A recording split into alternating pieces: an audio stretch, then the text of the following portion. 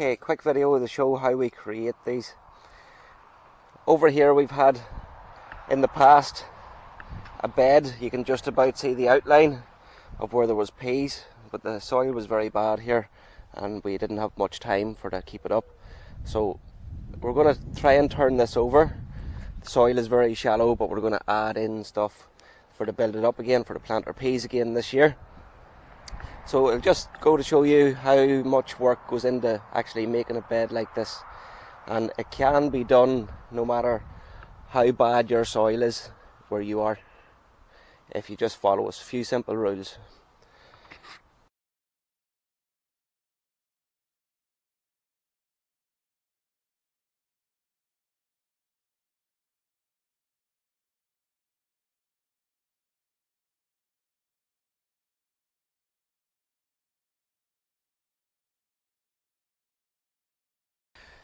Okay, so we've one row here done now. You can see we were just cutting out a square, lifting the square, taking a wee bit off the top and putting it back in. Now the piece off the top you really don't have to remove, but we're going to break it all down now and use the spade then, break it all down, try and pull out as many of these weeds as we can, and then we're going to add some compost and some farmyard manure. So we'll just keep on cracking on at that, and we'll come back and show you how it is whenever we get this part done. That took about 15 minutes to cut the outside area and turn over almost one row apart from one end block. Okay, so after about 1 hour and 30 minutes we were able to get it all turned over, as you can see. Now what we really want to do is go in on these ones, and we'll use the spade and break it all up. Then we lift out the centre and put it on top, put on our compost and our farm manure and break it all up. And the same on that side, we'll break this first, lift out one side, put it on top along with our compost and our farm manure and break that in, pulling out as many roots and weeds then as you can. This is going to be a very weedy area, but we're planting peas here. You'll be able to see that in another vlog. But peas should blank out all of the light to the weeds underneath once they're big enough, and for that reason the weeds will not bother us an awful pile, and they'll be an awful lot taller once they're up, but we'll still weed it.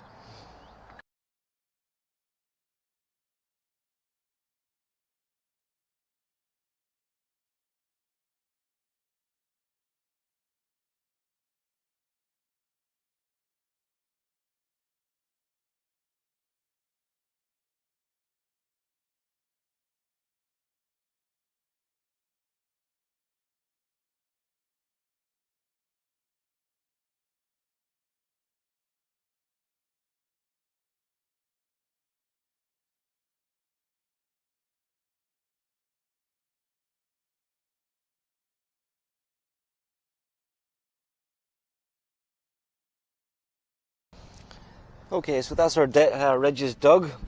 There probably is easier ways of doing this and different ways of doing this, but that's how we do it.